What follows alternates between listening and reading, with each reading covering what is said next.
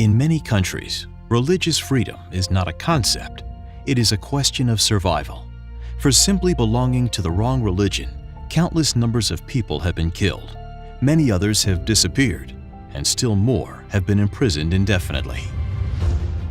Researching over a 2-year period, from 2016 to 2018, Aid to the Church in Need's Global Religious Freedom in the World report seeks to highlight areas of the world where religious persecution limits the rights of individuals to practice their faith and indicates the improvement or decline of religious freedom in each country.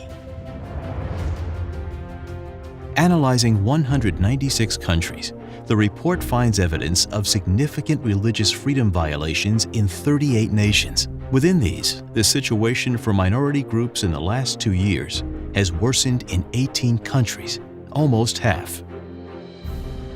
In many of these top violators, including North Korea, Saudi Arabia, and Eritrea, the situation was already so bad it could scarcely get any worse. Religious freedom conditions improved in only 2 countries, Iraq and Syria, both top offenders in 2016. An emerging trend is the crackdown on religious freedom from a growing number of authoritarian regimes around the world. This aggressive nationalism, hostile to religious minorities, has worsened to the degree that the phenomenon can be called ultranationalism. Among these, India is particularly significant, report after report highlighting egregious acts of violence against religious minorities. Notably, Christians and Muslims reveals the emergence of a particularly aggressive form of Hindu nationalism called Hindutva. In China, the communist government has taken renewed steps over the past 2 years to crack down on faith groups perceived as resistant to the communist authorities. In Myanmar, in September 2017, the nationalist Buddhist regime started a major military offensive against the Rohingya Muslims, driving over 700,000 people to neighboring Bangladesh, joining the 200,000 already refuged there. Religious nationalism has provoked a growing intolerance against religious minorities in Russia and Kyrgyzstan, resulting in degrading of their classification to the category of discrimination. In Turkey too, in response to the failed July 2016 coup, minority faith groups have increasingly come under renewed pressure. Although the military threat from radical Islamic groups including ISIS and Al-Qaeda has declined in Iraq and Syria since 2016, the mentality is still prevalent, continuing to threaten the religious minorities and, through the resulting refugee crisis, the stability of neighboring countries.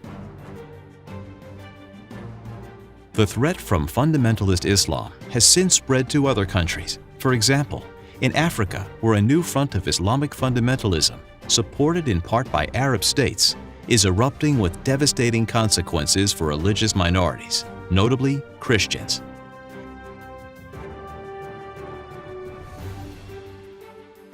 During the period under review, there are, however, glimmers of hope. The loss of territory seized by extremist groups in Syria and Iraq mirror similar losses experienced by other radical groups like Boko Haram in northern Nigeria, as well as a sharp decline in militant Islamist violence in both Tanzania and Kenya. The stability afforded by the military defeat of these groups has allowed religious minority groups to consider returning to their homes. In Iraq, for example, as of June 2018, reports show that almost 50% of the total number of people who had fled from Qaraqosh had returned to the town. While Islamic fundamentalism has been pushed back in some regions, in others it has expanded.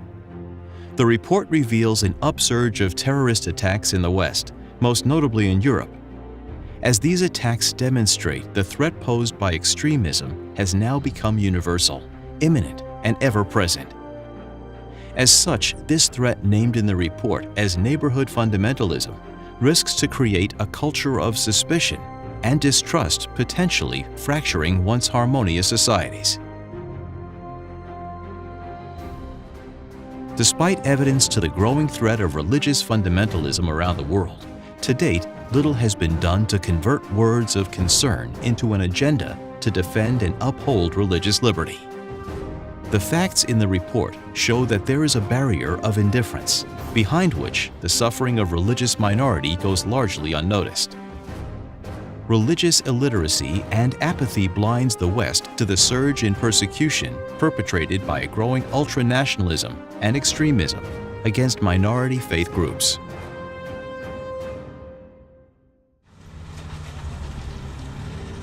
As Cardinal Dieudonné Zapalenga, Archbishop of Bangui, stated, "Either we succeed in restoring peace, or we will disappear.